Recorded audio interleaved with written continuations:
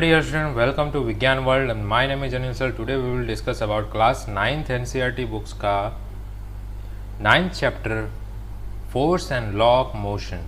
ठीक है, तो इस चैप्टर में हम लोग फटाफट देख लेते हैं क्या क्या टॉपिक है जो डिस्कस करने वाले हैं। फर्स्ट है what is force, balance and unbalance force, first law of motion, second law of motion, third law of motion, inertia and mass, mathematical formulation of second law of motion, conservation of momentum। तो ये सारे topic हैं जो इस chapter में हम discuss करने वाले हैं। ये सारे के सारे बहुत ही ज़्यादा इम्पोर्टेंट टॉपिक है। तो इसमें देखिए कि इसमें जो लॉ ऑफ मोशन है 3, ठीक है, इनके स्टेटमेंट बहुत इंपॉर्टेंट है। इसके स्टेटमेंट वो तुमको याद रखना पड़ेगा, स्टेटमेंट आपको याद रखना है, वो बहुत ही ज़्यादा इंपॉर्टेंट है। और जो mathematical formulation of second law है ये भी इम्पॉर्टेंट टॉपिक है। और सबसे most important conservation of momentum, most important. ठीक है, तो ये सारे टॉपिक हैं जो हमें इस चैप्टर में डिस्कस करने हैं। ठीक है, तो फटाफट हम देख लेते हैं क्या क्या टॉपिक। तो देखिए हमारा फर्स्ट टॉपिक क्या है, व्हाट इज फोर्स। फोर्स क्या है, ठीक है, देखते हैं। Force is the physical cause which changes और try to change the position of an object. Force ऐसा फिजिकल कॉज है जो कोई ऑब्जेक्ट का पोजीशन चेंज करवाता है, जैसे कि पुश एंड पुल। ठीक है, आपने पहले क्लास में पढ़ा होगा कि फोर्स क्या है, पुश एंड पुल। ठीक है, पुश और पुल करने से बॉडी में एक्सेलरेशन क्रिएट करता है। ठीक है, ये देखिए ये पर्सन जो है इस ऑब्जेक्ट को पुश कर रहा है। ठीक है, तो ये ऑब्जेक्ट इस प्लेस से मूव होकर दूसरे प्लेस पे चला जाएगा, या फिर ये पर्सन इसको पुल कर रहा है, अपनी तरफ खींच रहा है। ठीक है, तो भी ये ऑब्जेक्ट अपने प्लेस से मूव होकर दूसरे प्लेस पे चला जाएगा। तो ये जो इफेक्ट क्रिएट होता है पुश और पुल से मूव होने का या फिर एक्सेलरेट होने का, ऑब्जेक्ट पर एक्सेलरेशन होने का जो इफेक्ट क्रिएट करता है उसे हम फोर्स कहते हैं। ठीक है, तो फोर्स जो है वो किसी पर्टिकुलर डायरेक्शन में लगाई जाती है। ठीक है, जैसे कि आपको मैं अगर डोर का एग्जांपल दूं, मैंने पिछले क्लास में भी लास्ट चैप्टर जो मोशन हमने किया था उसमें भी एक एग्जांपल दिया था डोर का, फोर्स के लिए ही। तो अगर मैं इस डोर को ओपन करना चाहता हूं और मैं इस डोर पे पुश कर रहा हूं 5 न्यूटन फोर्स से, 5 न्यूटन फोर्स से। न्यूटन जो है वो फोर्स की यूनिट है, न्यूटन को हम एन से, कैपिटल एन से डिनोट करेंगे। ठीक है, 5 जो है उसका मैग्नीट्यूड हो गया। अब इस डोर को मैं 5 न्यूटन फोर्स से पुश कर रहा हूँ। ठीक है, तो ये डोर ओपन नहीं हो रहा है। अब इसी डोर को मैं 5 न्यूटन फोर्स से पुल कर रहा हूँ, अपनी तरफ खींच रहा हूँ, तो ये डोर ओपन हो जाती है। ठीक है, तो यहाँ पे जो फोर्स लगाने की डायरेक्शन है वो भी मैटर करती है, ये बात आपको ध्यान रखनी है। ठीक है, तो फोर्स में कहा जाएगा, फोर्स में एक तो मैग्नीट्यूड भी होता है, यानी कितना फोर्स अप्लाई कर रहे हो वो वैल्यू, प्लस डायरेक्शन भी होता है। ठीक है, डायरेक्शन भी होता है। तो फोर्स में मैग्नीट्यूड और डायरेक्शन दोनों होने की वजह से फोर्स एक वेक्टर क्वांटिटी है। ठीक है, फोर्स एक वेक्टर क्वांटिटी। क्यों वेक्टर क्वांटिटी? उसमें मैग्नीट्यूड और डायरेक्शन दोनों चीज़ें पाई जाती है। उसका ऐसा यूनिट मैंने बताया न्यूटन है। ठीक है, तो आपको ध्यान रखना है ये सारी बातें। तो यहाँ पे देखिए फोर्स अप्लाई करने के बाद क्या क्या इफेक्ट देखने को मिलता है। Force can make stationary body to move. ठीक है, कोई बॉडी रेस्ट में है तो वो मोशन में आ जाएगा। किस में आ जाएगा? मोशन में है। स्टेशनरी बॉडी है तो उसको हम मूव कर सकते हैं। It can stop a moving body. उसी प्रकार से उसका उल्टा देखा जाए तो मूविंग बॉडी है तो उसे हम स्टॉप कर सकते हैं, स्टेशनरी में हम ला सकते हैं। ठीक है, रेस्ट पोजीशन में। By applying force we can change the direction of moving body. Force apply करके हम मूविंग बॉडी का डायरेक्शन भी चेंज कर सकते हैं। आपने क्रिकेट में देखा होगा, बॉल किसी एक पर्टिकुलर डायरेक्शन में जाता है, बैट्समैन इससे अपने बैट से, ठीक है, स्ट्राइक करता है, तो फिर ये बॉल की जो डायरेक्शन है वो चेंज हो जाती है। Speed of body can be change by action of force.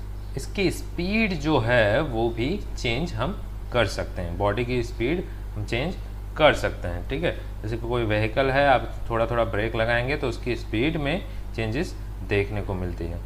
The shape size of body can be change by action of force. किसी भी ऑब्जेक्ट का या फिर बॉडी का शेप या साइज भी हम फोर्स से चेंज कर सकते हैं। ठीक है, तो ये सारे उसके इफ़ेक्ट हैं जो आपको ध्यान में रखने हैं। उसके बाद देखिए बैलेंस एंड अनबैलेंस फोर्स। ठीक है, दो टाइप के फोर्स हमको देखने मिलेंगे, balance and unbalance force. Balance force क्या होता है दोस्तों? बैलेंस फोर्स वो होता है अगर किसी पर्टिकुलर दो डायरेक्शन में फोर्स लग रहे हैं, ठीक है, अपोजिट डायरेक्शन में, ठीक है, और किसी ऑब्जेक्ट पे अपोजिट डायरेक्शन में फोर्स लग रहे हैं और ये दोनों फोर्स इक्वल अमाउंट में है। सपोज कि ये दोनों फोर्स, ये इस डायरेक्शन में 5 न्यूटन फोर्स लग रहा है और इस डायरेक्शन में भी 5 न्यूटन फोर्स लग रहा है, तो ये ऑब्जेक्ट किधर जाएगा? ना इधर जाएगा ना इधर जाएगा। क्यों?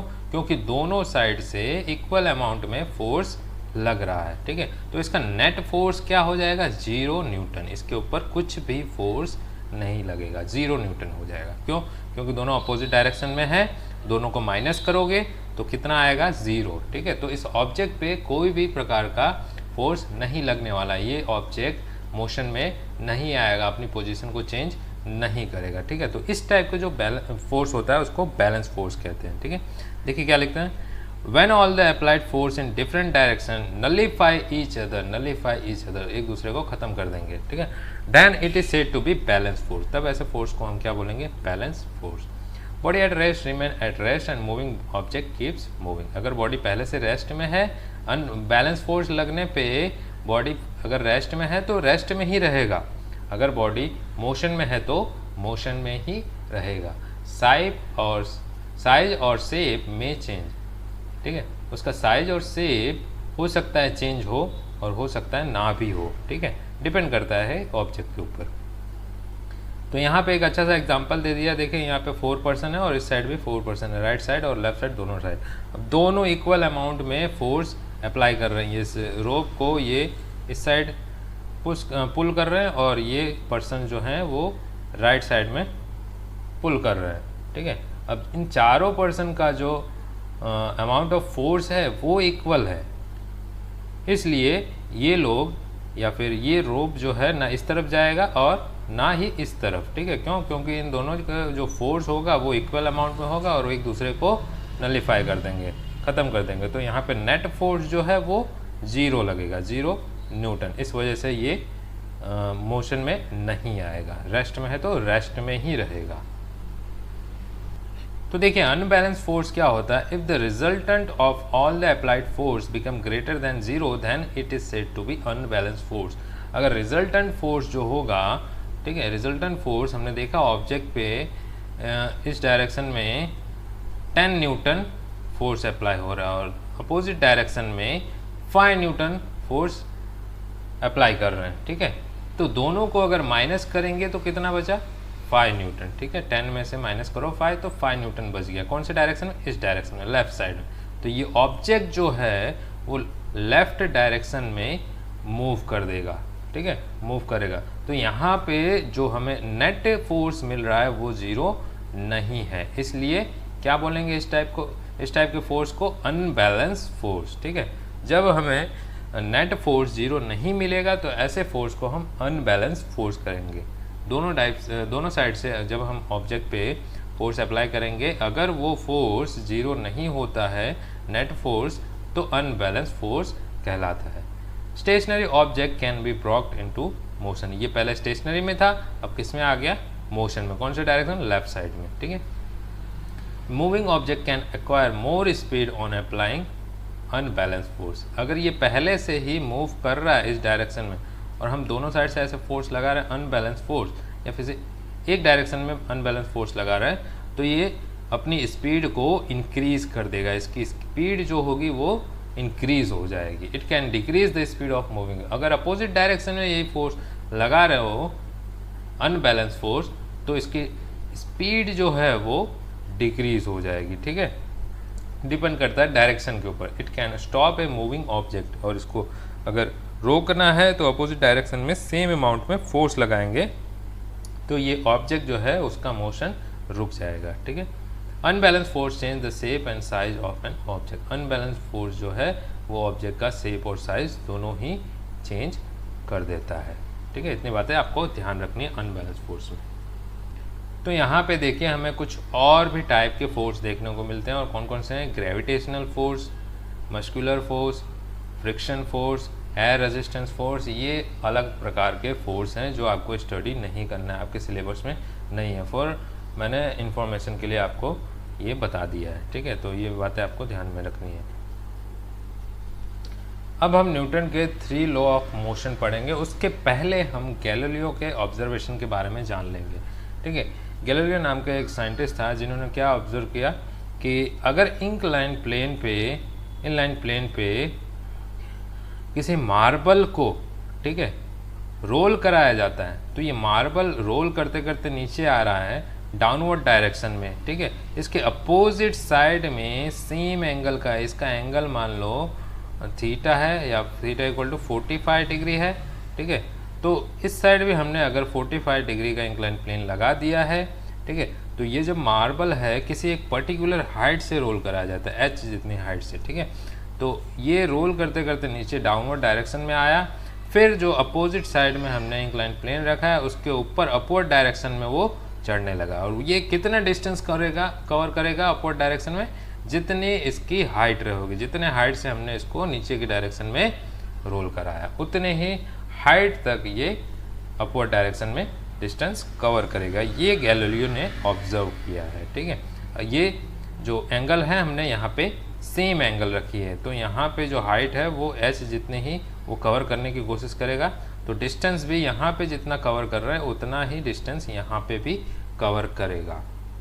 सपोज कि मैं जो इंक्लाइन प्लेन अपोजिट डायरेक्शन में रखे हैं उसका जो एंगल है वो डिक्रीज कर देता हूँ, 30 डिग्री कर देता हूँ। इधर कितना था? 45 डिग्री, ठीक है। अब मैं इस मार्बल को रोल कराता हूँ तो ये जो हाइट है वही हाइट वापस से फाइंड करेगा, ठीक है। ये रोल करते हुए डाउनवर्ड डायरेक्शन में जाएगा, फिर जब नीचे आ गया अपोजिट डायरेक्शन में हमने जो इंक्लाइन प्लेन रखा है उसके ऊपर वो अपवर्ड डायरेक्शन में डिस्टेंस कवर करना स्टार्ट कर देगा, ठीक है। और ये कब तक डिस्टेंस कवर करेगा? जब तक इसको पर्टिकुलर हाइट, वही सेम हाइट नहीं मिल जाती। यहाँ पे h जितना हाइट नहीं मिल जाता है, भले उसको डिस्टेंस ज़्यादा कवर करना पड़े इसके कंपेयर में। जितना पहले डाउनवर्ड डायरेक्शन में डिस्टेंस कवर किया था उससे ज़्यादा डिस्टेंस कवर करना पड़े तो भी वो डिस्टेंस कवर करेगा, लेकिन उसको हाइट जो है वो सेम ही चाहिए। जितने हाइट से वो रोल कराया गया तो उतनी हाइट उसे वापस चाहिए। ये ऑब्जर्व किया गैलीलियो ने, ठीक है, इसके एंगल चेंज करने के बाद। तो इसके अकॉर्डिंग अगर मैं दूसरे साइड में रखे गए इंक्लाइन प्लेन को 0 एंगल पे रखता हूँ, यानी कि एकदम फ्लैट कर देता हूँ, तो फिर क्या होता है? तो देखिए क्या होता है। अगर दूसरी साइड हम प्लेन रख देते हैं फ्लैट, तो 0 एंगल पे रखते हैं, तो मार्बल जो है गैलीलियो के अकॉर्डिंग ये जो मार्बल है वो ऐसे चलता ही जाएगा, मोशन उसका स्टॉप नहीं होगा। क्यों? क्योंकि इसको इतनी हाइट नहीं मिलने वाली है। यहाँ पे हाइट उसकी 0 है। जब तक उसकी हाइट h नहीं मिल जाती है तो वो मोशन में ही रहेगा, आगे डिस्टेंस कवर ही करता रहेगा, ऐसा गैलीलियो ने बताया, ठीक है। तो यहाँ पे ये ऐसी कंडीशन एक्चुअल में पॉसिबल नहीं है, ये एक आइडियल कंडीशन है, ठीक है। ये एक आइडियल कंडीशन है, ऐसा पॉसिबल नहीं है। क्यों पॉसिबल नहीं है? क्योंकि इसका अपोज करने वाले बहुत सारे फोर्स होते हैं, ठीक है। एक तो हो गया एयर रेजिस्टेंस जो इसके अपोजिट डायरेक्शन में लगेगा एनवायरनमेंट के कारण, और नीचे अर्थ पे वो टच करके चल रहा है तो दूसरा फोर्स कौन सा लगेगा? फ्रिक्शन फोर्स, ठीक है। तो ऐसे बहुत सारे फोर्स होते हैं जो इसको अपोज करते हैं, इस वजह से ये उतना डिस्टेंस कवर नहीं कर पाते हैं जितनी इसको करनी चाहिए। गैलीलियो के अकॉर्डिंग ये जो ऑब्जेक्ट मार्बल है ये इनफाइनाइट डिस्टेंस कवर करना चाहिए। क्यों? क्योंकि इसको हाइट जब तक नहीं मिलेगा तब तक वो डिस्टेंस कवर करता ही रहेगा, बट ऐसा पॉसिबल नहीं है। क्यों? क्योंकि इसके अपोज करने वाले फोर्स बहुत सारे होते हैं। तो गैलीलियो के अकॉर्डिंग कोई ऑब्जेक्ट को मोशन में लाने के लिए अनबैलेंस फोर्स का रिक्वायर होता है, ठीक है। अनबैलेंस फोर्स का रिक्वायर होता है अगर ऑब्जेक्ट को मोशन में लाना है, but no force is required when the marble is moving uniformly. अगर पहले से मार्बल यूनिफॉर्मली मूव कर रहा है तो उसको कोई भी फोर्स की रिक्वायरमेंट नहीं होती है। दूसरे शब्दों में कहें तो object move at a constant speed if no force act upon them. Object अगर वो पहले से ही किसी स्पीड में मूव कर रहा है, यूनिफॉर्म मोशन है यहाँ पे, ठीक है, तो किसी पर्टिकुलर कांस्टेंट स्पीड से वो मूव करेगा, ठीक है, तो उसे कोई भी एक्स्ट्रा फोर्स की ज़रूरत नहीं पड़ती है, ठीक है। ये गैलीलियो ने ऑब्जर्व किया है। उसके बाद न्यूटन ने गैलीलियो को स्टडी पर रिसर्च किया और उसके रिसर्च किया और एक्सपांड किया, ठीक है। उन्होंने बाद में न्यूटन ने लॉ ऑफ मोशन दिए। कितने लॉ ऑफ मोशन दिए? 3 लॉ ऑफ मोशन प्रोड्यूस किए, ठीक है। और ये जो लॉ ऑफ मोशन है वो क्या एक्सप्लेन कर रहा है? Relation between body and force acting upon it. Body पे जो फोर्स एक्ट हो रहा है वो और उस बॉडी के बीच में क्या रिलेशन है, ये कौन एक्सप्लेन करता है? ये 3 मोशन, लॉ ऑफ मोशन, ठीक है। तो देखते हैं क्या क्या उसके मोशन के लॉ हैं। फर्स्ट लॉ हम देखते हैं सबसे पहले। तो न्यूटन के फर्स्ट लॉ के अकॉर्डिंग, देखो न्यूटन का फर्स्ट लॉ है उसे हम लॉ ऑफ इनर्शिया भी कहते हैं, लॉ ऑफ इनर्शिया। तो न्यूटन के फर्स्ट लॉ के अकॉर्डिंग अगर कोई ऑब्जेक्ट रेस्ट में है तो वो रेस्ट में ही रहेगा। कब तक रेस्ट में रहेगा भाई? जब तक इसके ऊपर कोई एक्सटर्नल अनबैलेंस फोर्स ना अप्लाई किया जाए। जब तक इसके ऊपर कोई एक्सटर्नल अनबैलेंस फोर्स ना अप्लाई किया। सपोज कि ये एक बॉल है, बॉल के ऊपर अगर जब तक आप फोर्स अप्लाई नहीं करोगे वो बॉल वहीं का वहीं ऐसे ही रेस्ट में ही रहेगा, ठीक है।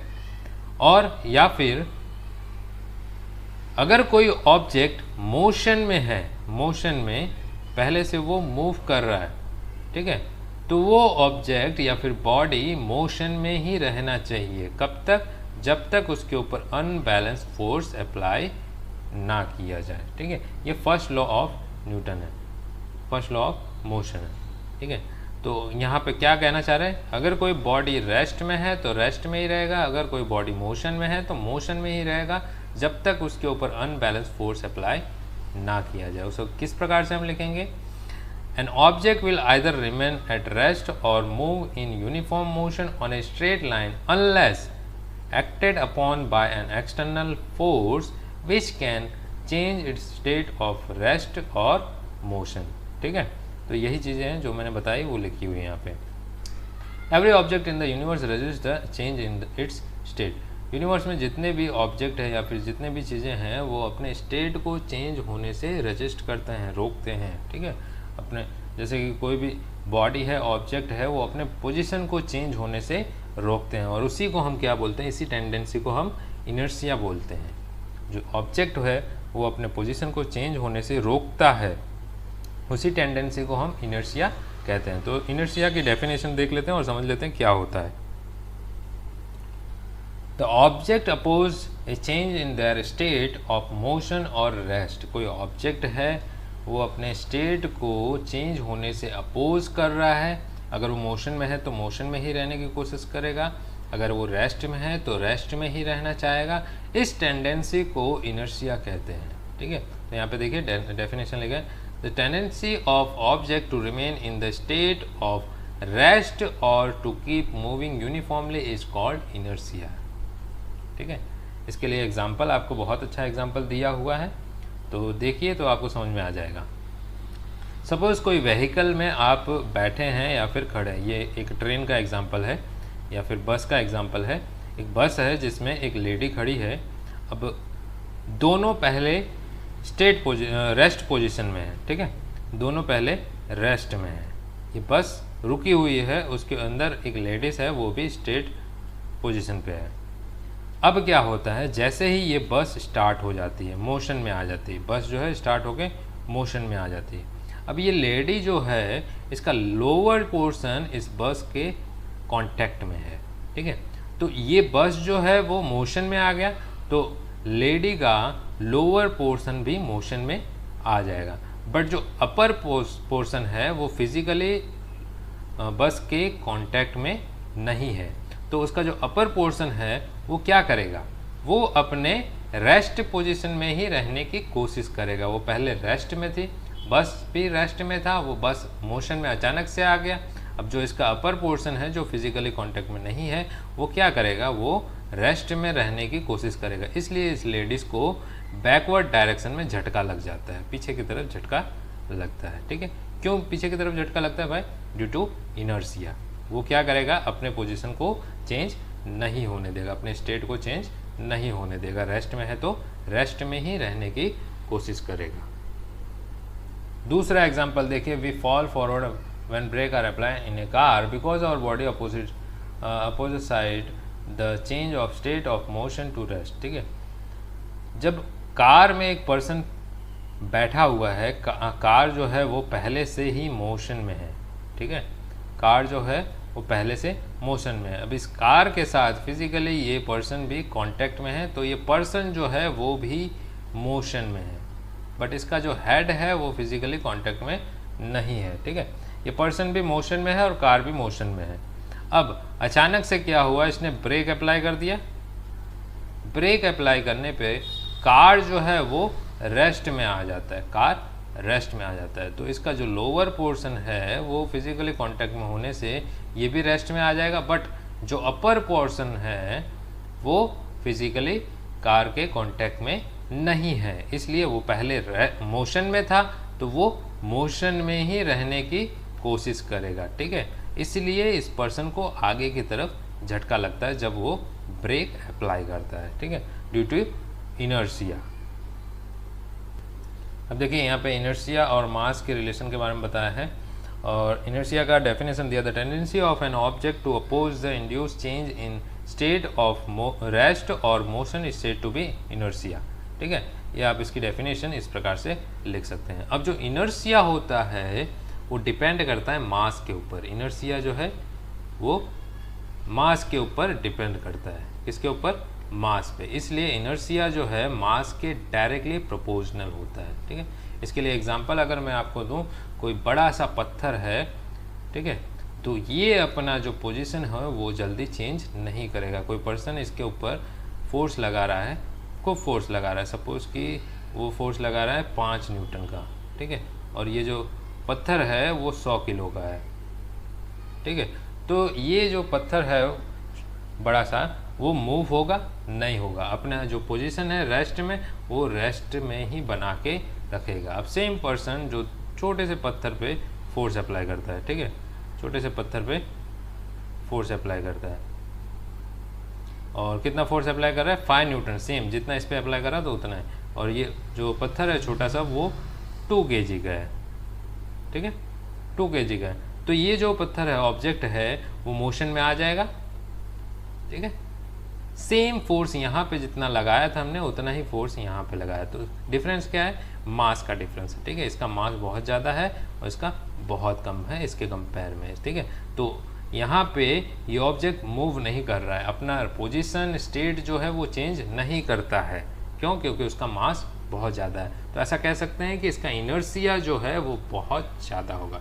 तो यहाँ से पता चलता है मास जो ज़्यादा है तो इनर्शिया भी ज़्यादा होगा। ठीक है, तो इनर्शिया किसके ऊपर डिपेंड कर रहा है? मास के ऊपर। तो इनर्शिया को हम कैसे मेजर करेंगे? मास से मेजर करेंगे। The inertia of heavy object is always more than the lighter one. Heavier object show more resistance to the applied force. ठीक है, हैवियर ऑब्जेक्ट होगा वो ज़्यादा रेजिस्टेंस शो करेगा लाइटर ऑब्जेक्ट के कंपेयर में। तो आ जाइए अब सेकेंड लॉ ऑफ मोशन पे। सेकेंड लॉ ऑफ मोशन समझने के लिए पहले हमें एक टॉपिक समझना पड़ेगा, मोमेंटम। मोमेंटम, ठीक है, कोई मूविंग ऑब्जेक्ट पे जो कोई इम्पैक्ट प्रोड्यूस होता है वो किसके ऊपर डिपेंड करता है? मास और वेलोसिटी पे। ठीक है, कैसे? मास और वेलोसिटी के ऊपर डिपेंड करता है।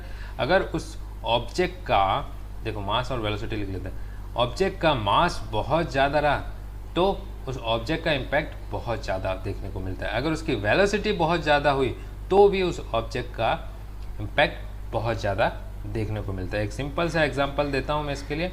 सपोज एक ट्रक है, ठीक है, पहले मास के लिए देता हूँ फिर वेलोसिटी के। ठीक है, सपोज एक साइकिल से कोई पर्सन जा रहा है, ठीक है, साइकिल से कोई पर्सन जा रहा है, उसकी वेलोसिटी जो है बहुत लेस है, लेस वेलोसिटी के लिए करते हैं। ठीक है, अब यहाँ पे उसके सामने कोई दूसरा पर्सन खड़ा है, ठीक है, अब इसका साइकिल का जो मास होता है वो बहुत कम होता है, ठीक है।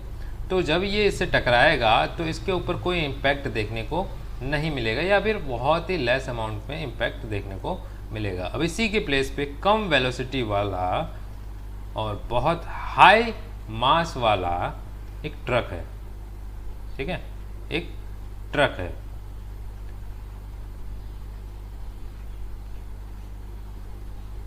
एक ट्रक है, उसके सामने एक पर्सन खड़ा है। तो यहाँ पे मास बहुत ज़्यादा है, वेलोसिटी बहुत लेस है, इसके जितनी ही वेलोसिटी है, ठीक है। तो उसके सामने जो पर्सन खड़ा है तो इसके ऊपर इम्पैक्ट हमको देखने को मिलेगा बहुत ज़्यादा, ठीक है। तो यहाँ पे क्या डिपेंड करता है, मास। इम्पैक्ट किसके ऊपर डिपेंड कर रहा है, मास पे डिपेंड कर रहा है, ठीक है। तो ये पता चला हमें मास पे कैसे डिपेंड कर रहा है, कि अगर मास बहुत ज़्यादा हुआ तो उसका इम्पैक्ट देखने को हमें बहुत ज़्यादा देखने को मिलता है, ठीक है। और वेलोसिटी के ऊपर कैसे डिपेंड करेगा, तो वेलोसिटी के लिए देखिए, मास अगर कम रहा, ठीक है, और वेलोसिटी भी कम रही, ठीक है, लेस अमाउंट में रहा दोनों, तो उसके लिए एग्जांपल क्या है, सपोज कि बुलेट है आपके पास, बुलेट। अब इस बुलेट को किसी पर्सन पे फेंक के मारना है हमें, ठीक है, थ्रो करना है, इसके ऊपर थ्रो करना है, तो इसका इम्पैक्ट देखने को मिलेगा बहुत ही लेस इम्पैक्ट देखने को मिलेगा, ठीक है। इस बुलेट को अगर इस पर्सन पे हम थ्रो करके मारते हैं तो बहुत ही लेस इम्पैक्ट देखने को मिलता है। अब मास हमने लेस ही रखा पहले जितना था, अब वेलोसिटी हमने बहुत ज़्यादा इंक्रीज कर दी। कैसे इंक्रीज कर दी, हम गन से उसको शूट करते हैं, गन से शूट करते हैं उस पर्सन के ऊपर, ठीक है। तो ये बुलेट जो है उस अपनी स्पीड जो है वो बहुत ज़्यादा इंक्रीज कर देगा, ठीक है। तो ये पर्सन पे हमें इम्पैक्ट देखने को मिलेगा, कितना ज़्यादा इम्पैक्ट देखने को मिलता है, तो ठीक है। तो यहाँ से हमें क्या पता चल रहा है, वेलोसिटी पे भी इम्पैक्ट डिपेंड कर रही है, ठीक है। तो जो ऑब्जेक्ट है उसका मूविंग ऑब्जेक्ट है, उसका इम्पैक्ट जो है वो किसके ऊपर डिपेंड करता है, मास और वेलोसिटी पे। तो यहाँ से एक नया वर्ड बन के आता है मोमेंटम। मोमेंटम जो है वो मास और वेलोसिटी का प्रोडक्ट होता है। तो मोमेंटम का डेफिनेशन हम कैसे दे सकते हैं, the product of mass and velocity is called momentum, ठीक है। मोमेंटम समझ में आया, मोमेंटम जो है वो मास और वेलोसिटी का प्रोडक्ट होता है, इससे हमें उसका इम्पैक्ट देखने को मिलता है जो इन दोनों के ऊपर डिपेंड करता है, ठीक है। अब देखो मोमेंटम को हम P से डिनोट करेंगे, मोमेंटम को P से डिनोट करेंगे, तो P इक्वल टू क्या हो गया, मास इंटू वेलोसिटी, मास इंटू वेलोसिटी दोनों का प्रोडक्ट है। तो यहाँ पे देखिए वेलोसिटी जो है एक वेक्टर क्वांटिटी है, वेलोसिटी एक वेक्टर क्वांटिटी, क्यों, वेलोसिटी में मैग्नीट्यूड भी होता है और डायरेक्शन भी होता है, ठीक है। वेलोसिटी में वेक्टर क्वांटिटी है, क्यों, क्योंकि उसके अंदर मैग्नीट्यूड भी होता है, डायरेक्शन भी होता है।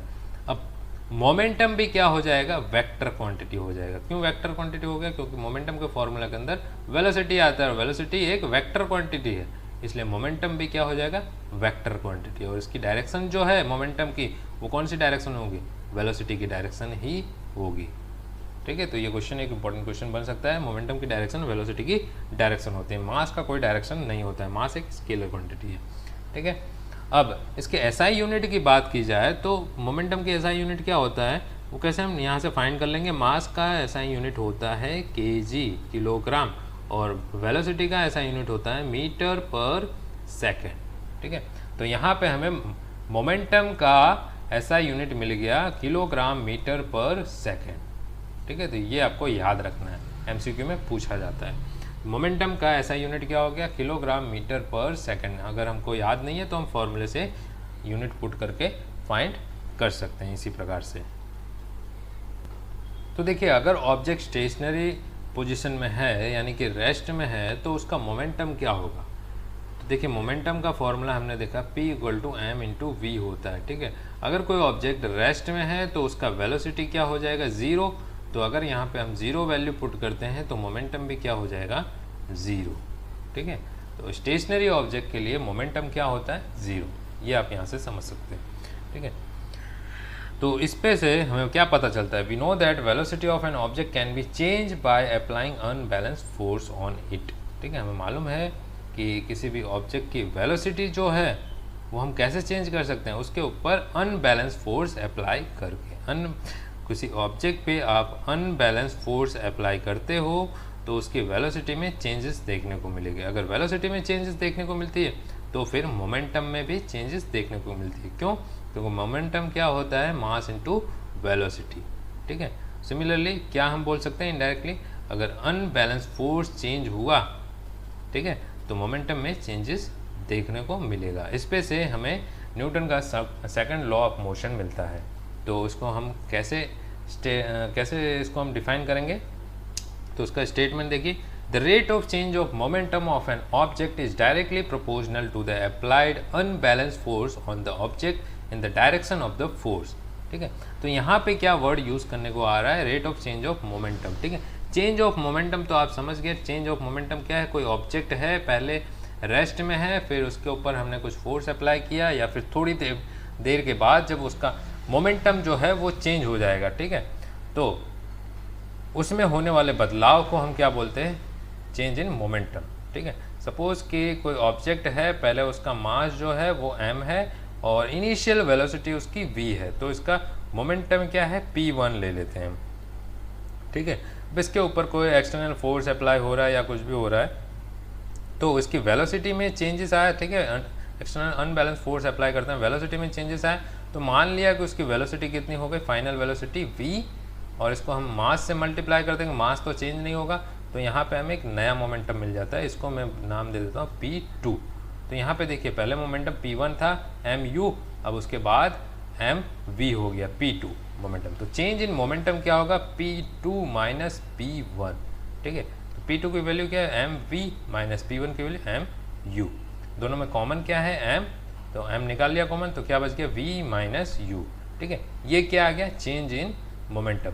अब यहाँ पे एक नया वर्ड देखने को मिल रहा है, rate of change of. Rate of कभी भी वर्ड आए तो आपको क्या करना है, टाइम से डिवाइड कर देना है, टाइम से डिवाइड कर देना है। ठीक है, रेट ऑफ चेंज ऑफ के लिए हम क्या करेंगे, टाइम से डिवाइड कर देंगे, तो ये क्या हो जाएगा, rate of change of momentum. पहले चेंज ऑफ मोमेंटम था, टाइम से डिवाइड कर दिया तो क्या बन गया, rate of change of momentum.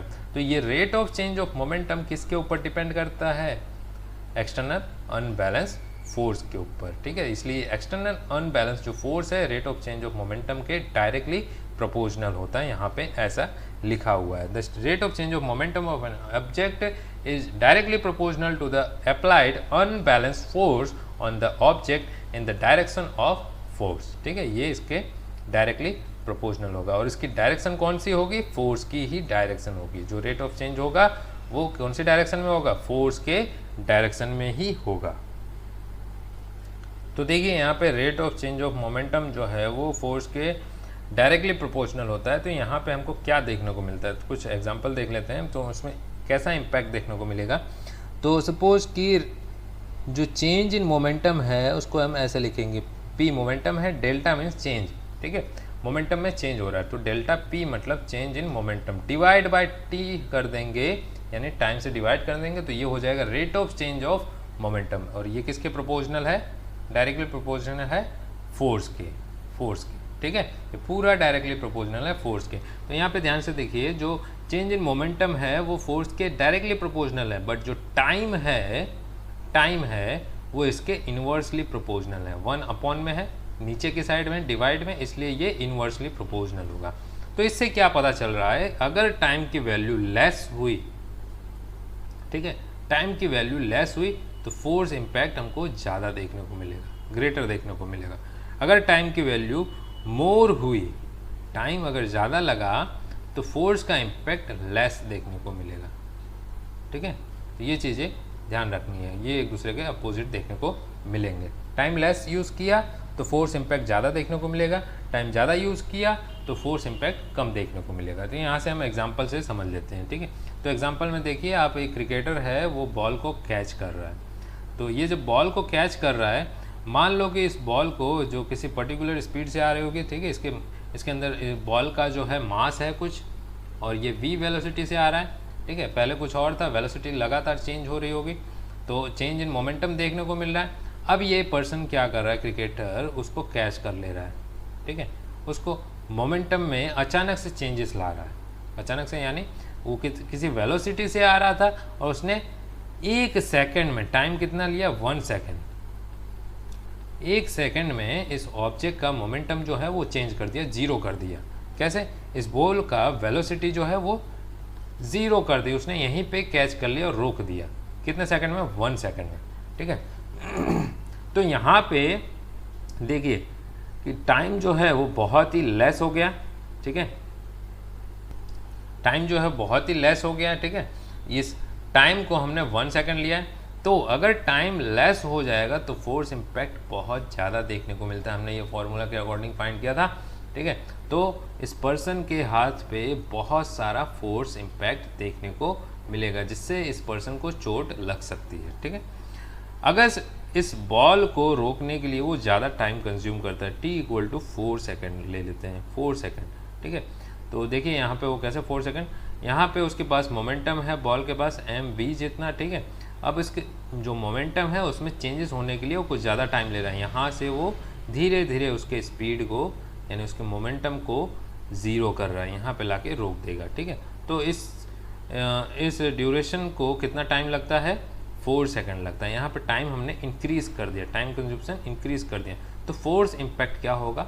Decrease हो जाएगा, फोर्स इम्पैक्ट डिक्रीज़ हो जाएगा। तो इस पर्सन को चोट या फोर्स जो है वो बहुत ही लेस फील होगा, यानी चोट नहीं लगेगा, इसको कोई पर्सन को प्रॉब्लम नहीं होगा कैच करने की। इसलिए ये जो क्रिकेटर होते हैं वो इस प्रकार से कैच करते हैं, ऐसे नहीं करते हैं। ठीक है, तो ये बातें आपको ध्यान रखनी है कि कैसे ये आपको समझना है कि किस प्रकार से टाइम और फोर्स रिलेटेड है एक दूसरे के।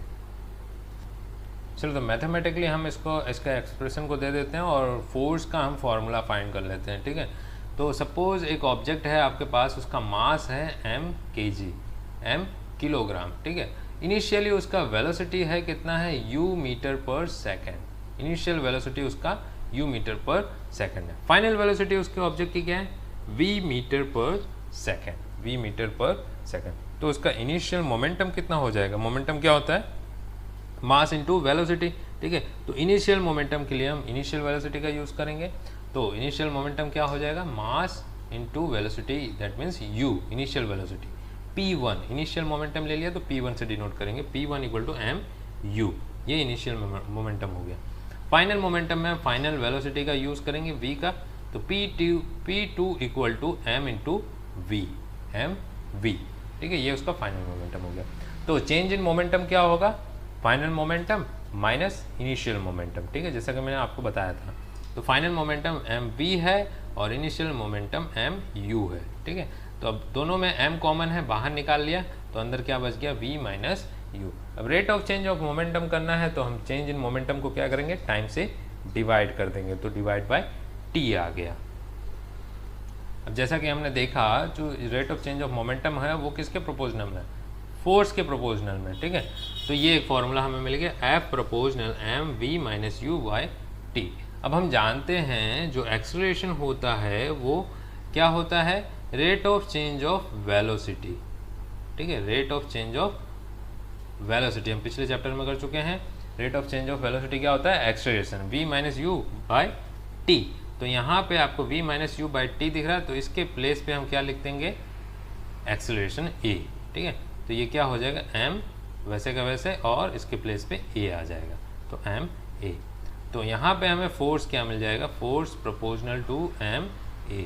अब ये जो प्रोपोर्शनलिटी है इसको हटाने के लिए हम एक कांस्टेंट का यूज़ करेंगे, जिसके प्लेस पे हम k कांस्टेंट ले रहे हैं। ठीक है, प्रोपोर्शनलिटी हटा के इक्वल टू लाने के लिए इसके प्लेस पे हमें कांस्टेंट लेना पड़ता है k। इसकी वैल्यू जो है वो फिक्स रहती है, वो चेंज नहीं होता है। कांस्टेंट मतलब फिक्स वैल्यू। ठीक है, तो f क्या मिल गया हमें? f इक्वल टू के एम ए। अब साइंटिफिकली ये प्रूव हुआ कि k की वैल्यू जो है वो 1 आती है। तो k की वैल्यू अगर हम यहाँ पे पुट करते हैं तो f इक्वल टू क्या मिल जाता है? 1 का मल्टीप्लाई से करोगे तो सेम टू सेम आएगा, m इंटू ए। तो फोर्स हमें क्या मिला? m a, mass into acceleration. ठीक है, मास इंटू एक्सेलरेशन। तो देखिए यहाँ से आपको क्या पता चलता है? फोर्स एक वेक्टर क्वांटिटी, यहाँ से भी पता चलता है। क्यों? क्योंकि फोर्स के फॉर्मूला के अंदर एक्सेलरेशन आता है और एक्सेलरेशन क्या है? एक वेक्टर क्वांटिटी, इसलिए फोर्स भी वेक्टर क्वांटिटी हो जाएगा। तो फोर्स का यहाँ पे हमें एक दूसरा यूनिट भी देखने को मिलेगा। कैसे? तो देखिए यहाँ पे मास जो है वो मास का यूनिट होता है किलोग्राम और एक्सेलरेशन का यूनिट क्या होता है, मीटर पर सेकेंड स्क्वायर। तो यहाँ पे हमें फोर्स का एक दूसरा यूनिट देखने को मिला। इसके पहले हम देख चुके हैं फोर्स का यूनिट क्या होता है, न्यूटन, और ये दूसरा यूनिट क्या है, kilogram metre per second square. तो मोमेंटम और फोर्स के यूनिट में कंफ्यूजन मत करना, क्योंकि मोमेंटम का यूनिट क्या होता है, किलोग्राम मीटर पर सेकेंड, और फोर्स का यूनिट क्या होता है, kilogram metre per second square. क्यों? क्योंकि मोमेंटम का फॉर्मूला होता है मास इनटू वेलोसिटी, और फोर्स का फॉर्मूला होता है मास इनटू एक्सेलरेशन। अब इसमें चेंजेस क्यों देखने को मिलता है, वेलोसिटी और एक्सेलरेशन की वजह से, क्योंकि हमने देखा था वेलोसिटी और एक्सेलरेशन का भी यूनिट जो है एक जैसा ही दिखता है। क्यों? वेलोसिटी का होता है मीटर पर सेकंड और एक्सेलरेशन का होता है मीटर पर सेकंड स्क्वायर। सिर्फ और सिर्फ स्क्वायर का ही डिफरेंस होता है, तो यहाँ पे भी वही डिफरेंस देखने को मिल रहा है। तो ये चीज़ें आपको ध्यान में रखनी है। तो न्यूटन के सेकंड लॉ का यूज़ करके हम न्यूटन का फर्स्ट लॉ को भी प्रूव कर सकते हैं। तो न्यूटन का फर्स्ट लॉ हमने क्या देखा था कि अगर कोई ऑब्जेक्ट या फिर बॉडी रेस्ट में है तो रेस्ट में रहेगी, और अगर वो मोशन में है तो मोशन में ही रहेगा। तो न्यूटन का सेकंड लॉ क्या है, F equal to M V minus U divide by T. ये हमने अभी देखा, F equal to M V minus U divide by T. अगर कोई ऑब्जेक्ट पर एक्सटर्नल फोर्स अप्लाई ना किया जाए, तो एक्सटर्नल फोर्स अप्लाई ना किया जाए तो फोर्स कितना हो जाएगा, 0। ठीक है, तो वो ऑब्जेक्ट रेस्ट में है तो रेस्ट में रहेगा, और मोशन में है तो मोशन में रहेगा। ठीक है, ये हमें प्रूव करना है। तो मैंने ले लिया एक्सटर्नल फोर्स 0। क्यों? क्योंकि एक्सटर्नल फोर्स हम अप्लाई नहीं कर रहे हैं। ठीक है, तो ये वैल्यू हम यहाँ पे पुट करते हैं तो ये 0 हो जाएगा, इक्वल टू क्या हो गया, M into V minus U divide by T. अब टाइम जो है वो डिवाइड में इक्वल टू कुछ साइड जाएगा तो मल्टीप्लाई में होगा, तो 0 को मल्टीप्लाई में कुछ भी है 0। मास जो है वो मल्टीप्लाई में इक्वल टू किस साइड जाएगा तो डिवाइड में जाएगा, और 0 के डिवाइड में कुछ भी आया तो 0 ही होता है। तो इस साइड के इक्वल टू के क्या बच गया, v इन माइनस यू। ठीक है, velocity minus velocity, final velocity minus initial velocity. अब इनिशियल वेलोसिटी जो है वो माइनस में इक्वल टू के उस साइड जाएगा तो प्लस में हो जाएगा, तो u इक्वल टू वी। तो देखिए यहाँ पे ऑब्जेक्ट का जो इनिशियल वेलोसिटी था वो फाइनल वेलोसिटी के इक्वल में आ रहा है। अब टाइम कितना भी यूज़ कर लें, कितने भी टाइम कंज्यूम कर ले, बट उनके वेलोसिटी में कोई भी चेंजेस नहीं आ रहा है। वेलोसिटी में चेंजेस नहीं आ रहा है, इसका क्या मतलब है, अगर ऑब्जेक्ट रेस्ट में है तो रेस्ट में ही रहेगा, मोशन में है तो मोशन में ही रहेगा। सपोज कि इनिशियली वेलोसिटी जो है उसका रेस्ट में है तो 0 होगा, तो इसकी फाइनल वेलोसिटी भी क्या हो गया, 0। ठीक है, यानी कि ऑब्जेक्ट रेस्ट में ही है। ठीक है, तो ये मैथमेटिकली प्रूफ कर दिया हमने सेकेंड लॉ से फर्स्ट लॉ को। तो इसमें से फटाफट हम एक दो एग्जांपल देख लेते हैं मोमेंटम का। तो देखिए यहाँ पे क्या गिवन है ना, what will be the momentum of a stone having mass 10 kg when it is thrown with a velocity of 2 metre per second. ठीक है, कोई स्टोन गिवन है जिसका मास है 10 kg, तो आपको यूनिट ध्यान रखना है। तो मोमेंटम हमें फाइंड करना है, उसकी वेलोसिटी गिवन है 2 metre per second square second. तो मोमेंटम का फॉर्मूला क्या होता है, मास इनटू वेलोसिटी, और उसका यूनिट भी आपको याद रखना है किलोग्राम मीटर पर सेकंड। ठीक है, तो जो मास है वो किलोग्राम में ही होना चाहिए, नहीं है तो उसको कन्वर्ट करना पड़ेगा। ठीक है, और वेलोसिटी जो है वो मीटर पर सेकंड में होनी चाहिए। तो देखिए यहाँ पे हमको डायरेक्टली केजी में दिया है और मीटर पर सेकंड में दिया है, तो यहाँ पे हमें कुछ भी चेंजेस करने की ज़रूरत नहीं है, हम डायरेक्ट वैल्यू पुट करेंगे। तो मास कितना है 10 और वेलोसिटी कितना है 2, तो ये क्या होगा 20 किलोग्राम मीटर पर सेकंड इसका मोमेंटम हो गया उस स्टोन का। ठीक है, तो फटाफट दूसरा एग्जांपल देखते हैं। Calculate the momentum of bullet of 25 gram when it is fire from a gun with a velocity of 100 metre per second.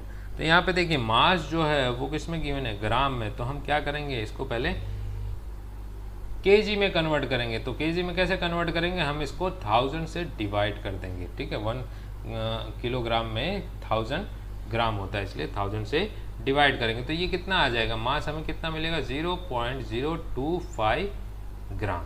ठीक है, जब इसको 1000 से डिवाइड करोगे तो इतना किलोग्राम मिल जाएगा, केजी में कन्वर्ट हो जाएगा। ठीक है, और वेलोसिटी जो है वो पहले से मीटर पर सेकंड में गिवन है, तो हमें चिंता करने की ज़रूरत नहीं है। तो मोमेंटम का फॉर्मूला मास इंटू वेलोसिटी, मास की वैल्यू पुट की, वेलोसिटी की वैल्यू पुट की, तो यहाँ पे मल्टीप्लाई करने पे हमें क्या मिला 2.5 किलोग्राम मीटर पर सेकंड, जो कि बुलेट का मोमेंटम है।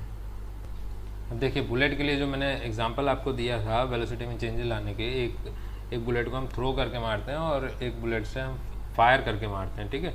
तो इम्पैक्ट उसका बहुत मोमेंटम का बहुत ज़्यादा देखने को मिलता है, ठीक है।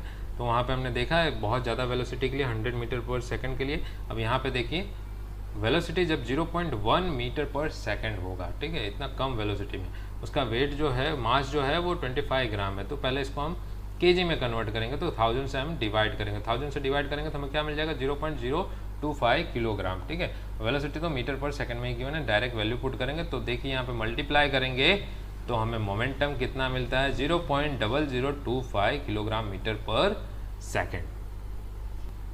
अगला एग्जांपल देखिए, car having mass of 1000 kg, mass car का कितना गिवन है 1000 kilogram, is moving with velocity of 0.5 metre per second. उसकी वेलोसिटी कितनी गिवन है, ये भी मैंने एग्जांपल दिया था, मास बहुत ज़्यादा और वेलोसिटी बहुत कम है। What will B it's momentum, तो मोमेंटम कितना होगा, सीधा वही फॉर्मूला हमें यूज़ करना है, मास इंटू वेलोसिटी का। यहाँ पे मास जो है केजी में है और वेलोसिटी जो है मीटर पर सेकंड, सीधा आप मल्टीप्लाई कर दीजिए, आपको आंसर मिल जाएगा मोमेंटम का, कितना मिला 500 किलोग्राम मीटर पर सेकंड।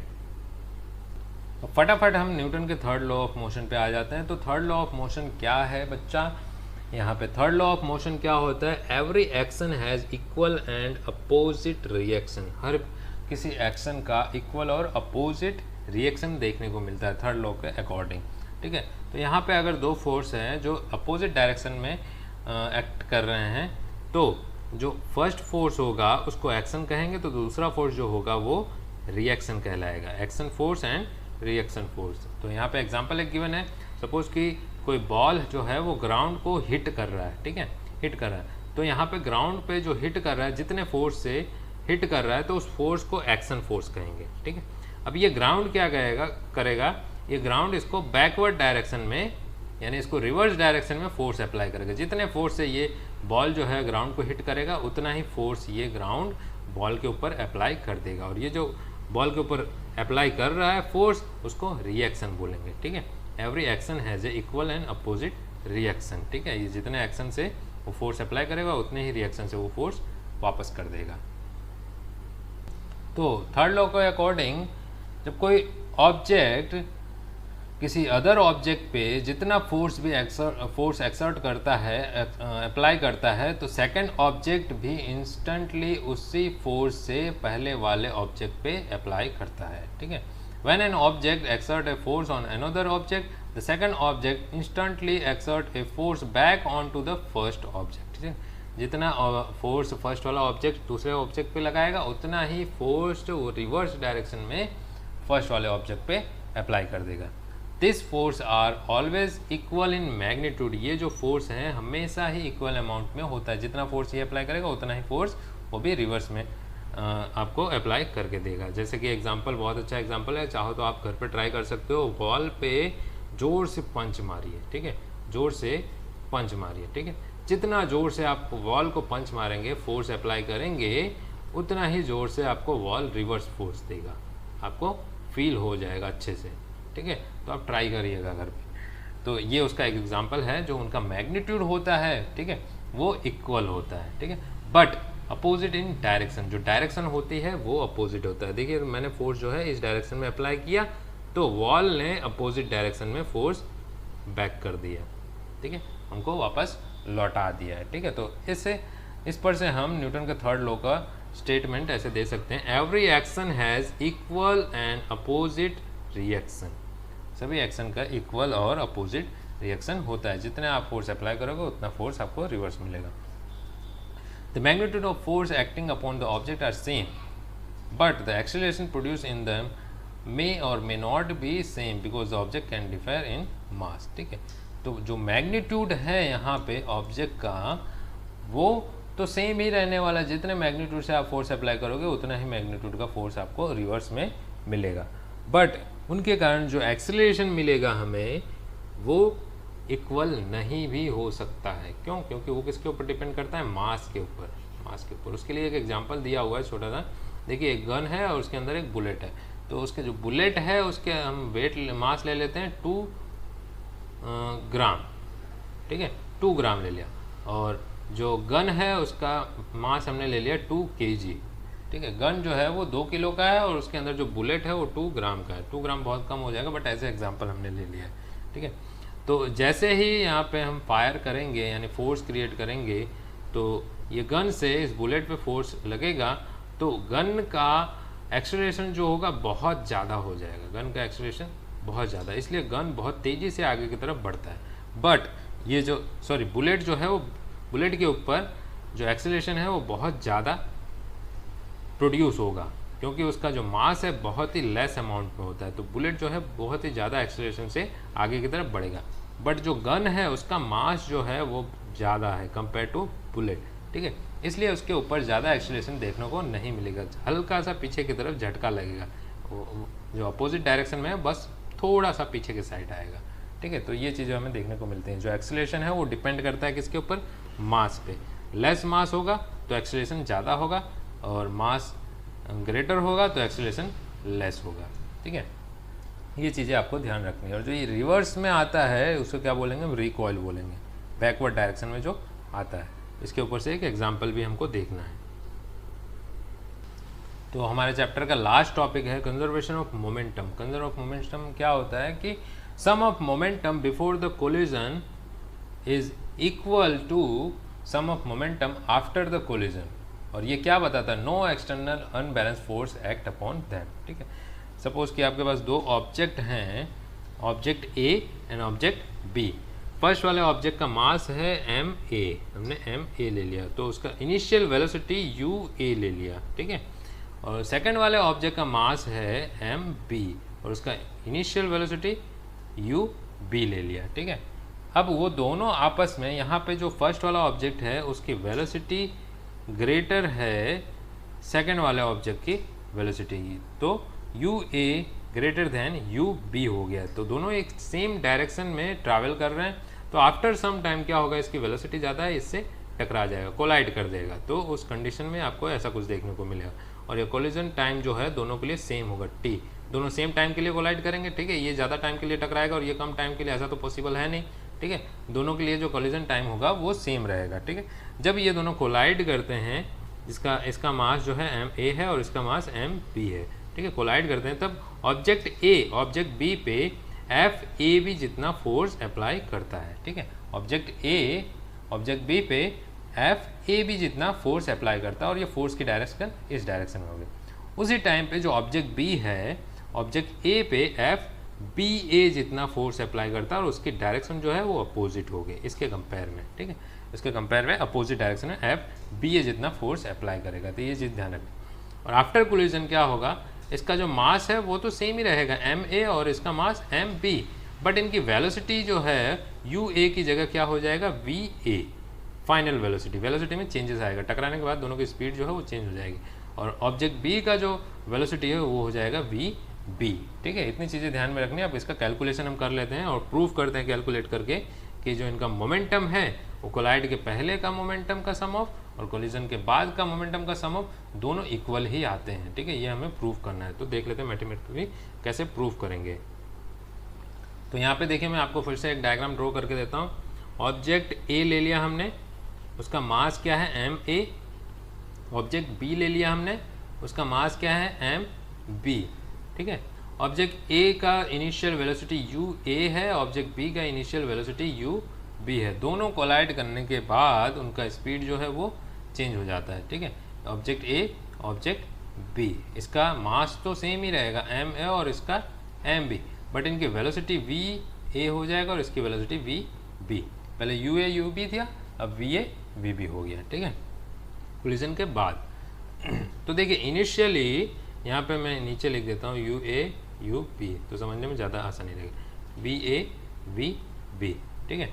तो देखिए इनिशियली जब ऑब्जेक्ट ए का मोमेंटम क्या है, मोमेंटम क्या होता है, मास इनटू वेलोसिटी, ये हो गया initial momentum of object A, या फिर before collision, momentum of ball A before collision, ठीक है। तो ये बिफोर कोलिजन बॉल ए का मोमेंटम हो गया, और ये बॉल बी का momentum before collision m B you b. तो यहाँ पे देखिए M A you a ball a का मोमेंटम और बिफोर कोलिजन बॉल बी का मोमेंटम, ये रहा, sorry, before collision m u b. अब आफ्टर कोलिजन, ये आफ्टर कोलिजन उसकी वेलोसिटी में चेंजेस आए वी ए, ठीक है। तो ये मोमेंटम हम फाइंड करेंगे तो क्या हो जाएगा m a into v a. After collision ball a का मोमेंटम क्या हो गया एम ए वी ए, और बॉल बी का मोमेंटम क्या हो गया एम बी वी बी। तो यहाँ पे देखिए m B we b after collision, ठीक है, ये वी बी है। अब rate of change of momentum हम कैसे फाइंड करेंगे, तो पहले हम क्या करेंगे, rate of change of momentum of ball a. तो बॉल ए का मोमेंटम पहले इतना था, फिर इतना हो गया, तो इसमें चेंजेस कैसे आएगा, तो हम क्या करेंगे, फाइनल मोमेंटम में से हम इनिशियल मोमेंटम माइनस कर देंगे। तो फाइनल मोमेंटम क्या है एम ए वी ए, और इनिशियल मोमेंटम क्या है M A U A.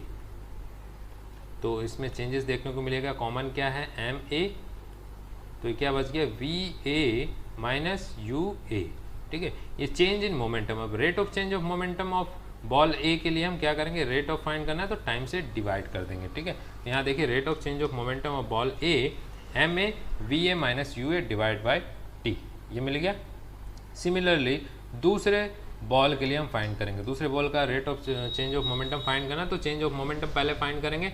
Change of momentum कैसे फाइंड करेंगे, final momentum M B we B minus initial momentum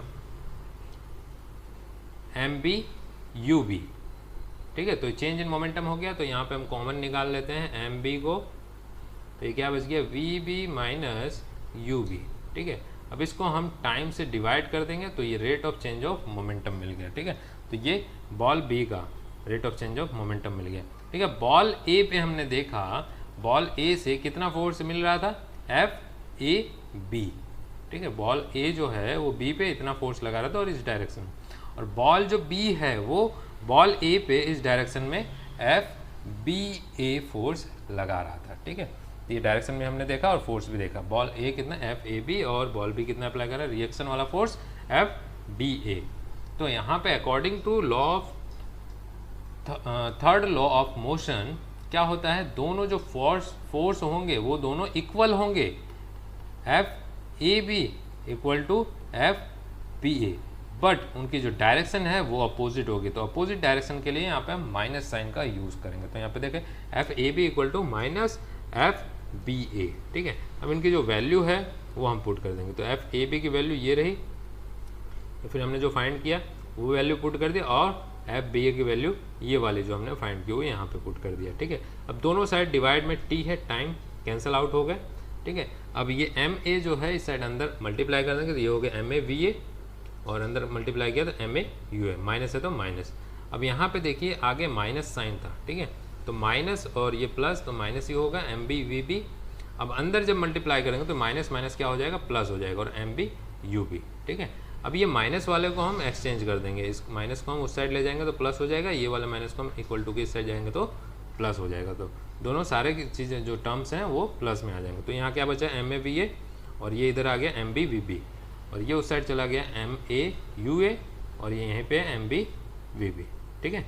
तो ये क्या पता चला हमें, ये देखिए M A V A M B we B, ये पूरा टर्म दिख रहा है after collision M A V A M B we B, ठीक है। ये आफ्टर कोलिजन का मोमेंटम का सम ऑफ है, और ये क्या है M A V A M B, sorry ये रहा M A you A plus M B you B, M A U A M B we B, ये बिफोर कोलिजन का सम ऑफ है, दोनों का सम ऑफ है, ठीक है।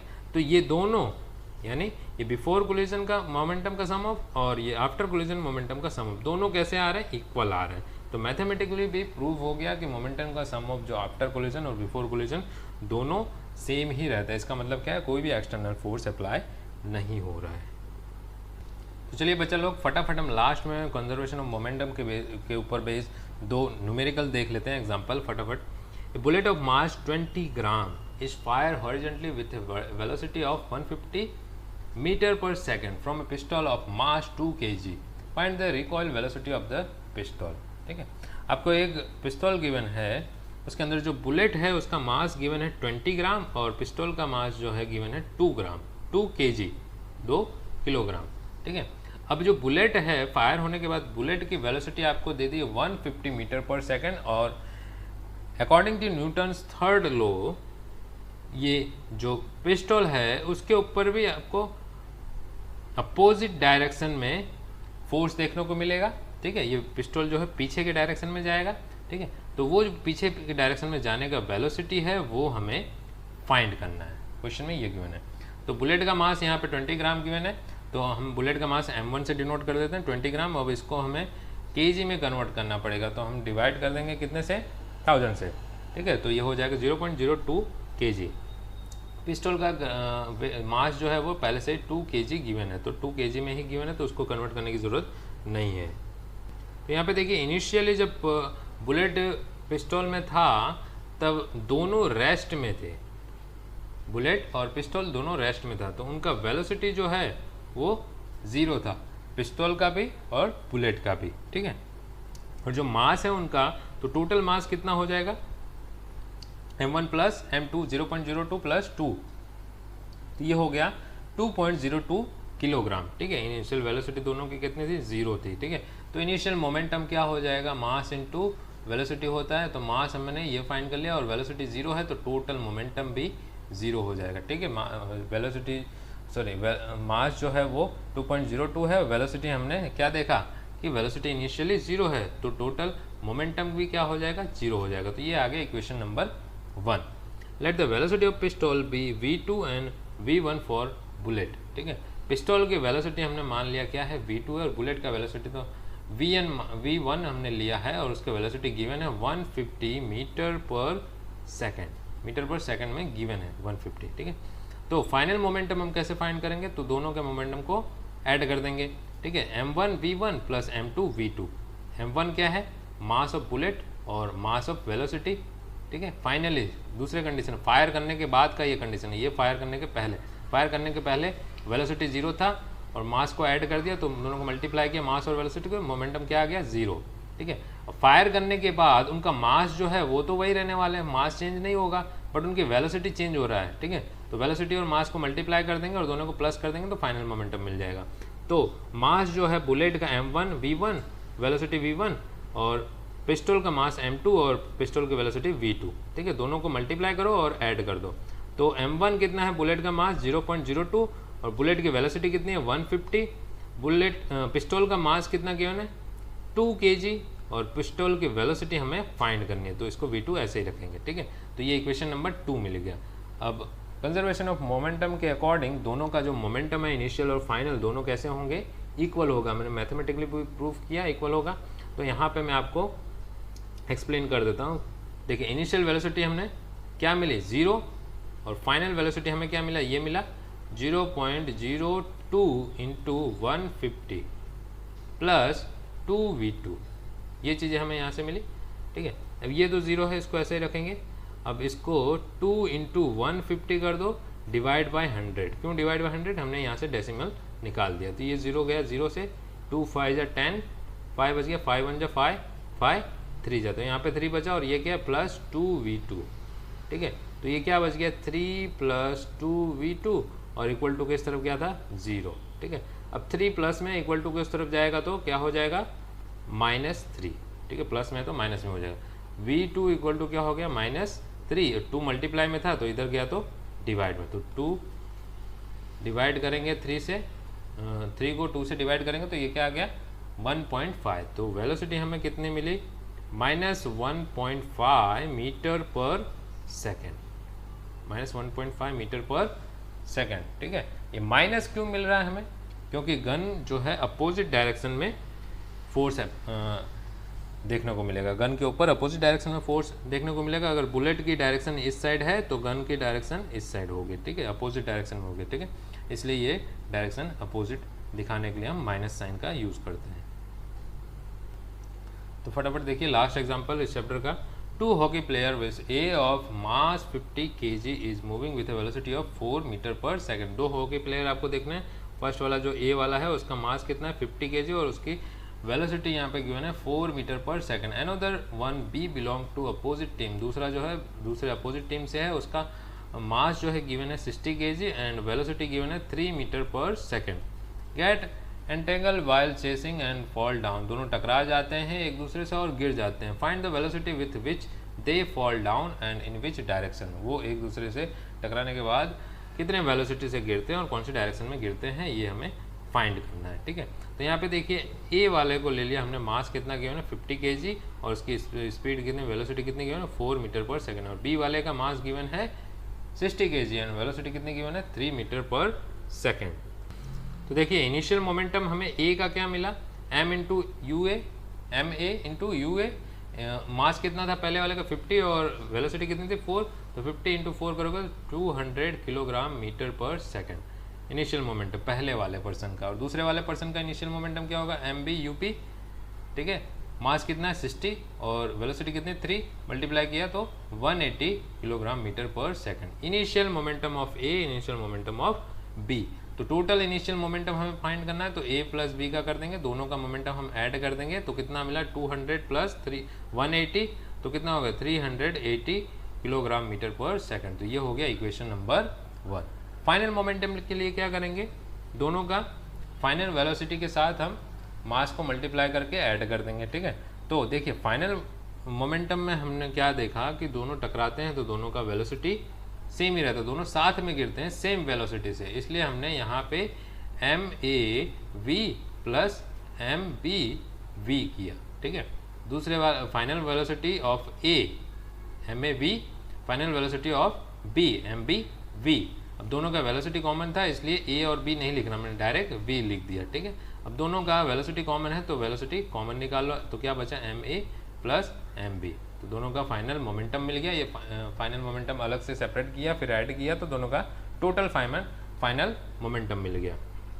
तो देखिए यहाँ पे M A plus M B into V, तो एम ए की वैल्यू 50 है, एम बी की वैल्यू 60 है, वी हमें फाइंड करना है, तो इसको ऐसे रखूँगा 50 प्लस 60 110 हो गया इंटू वी, इक्वेशन नंबर 2। अब दोनों के मोमेंटम बिफोर कोलिजन और आफ्टर कोलिजन क्या होते हैं, इक्वल रहते हैं। ठीक है, तो हम दोनों को इक्वल कर देंगे, तो पहला क्या था इक्वेशन 380 और दूसरा इक्वेशन क्या है 110 वी, तो दोनों को इक्वल कर दिया। 110 वी के साथ मल्टीप्लाई में है, इक्वल टू के उस तरफ जाएगा तो डिवाइड में चला जाएगा, 380 डिवाइड बाई 110, और जो डिवाइड करोगे तो आपको वेलोसिटी कितना मिल जाएगा 3.454 मीटर पर सेकेंड। ठीक है, तो इस प्रकार से ये चैप्टर हमारा कंप्लीट हुआ। तो अगले चैप्टर में मैं आपके लिए लेके आऊँगा इसके जो ब्लूप्रिंट के क्वेश्चन हैं और जो एक्सरसाइज के क्वेश्चन और न्यूमेरिकल हैं वो सॉल्व करके मैं आपको दिखाऊंगा और किस प्रकार से सॉल्व करना है। तो प्लीज़ जुड़े रहिए मेरे साथ और प्लीज़ वीडियो को लाइक करिए, सब्सक्राइब करिए चैनल को और अपने फ्रेंड्स के साथ शेयर करिए। मैं आपके लिए इसी प्रकार से वीडियो लेके आऊँगा। चलते हैं, मिलते हैं अगले वीडियो में, तब तक के लिए अलविदा।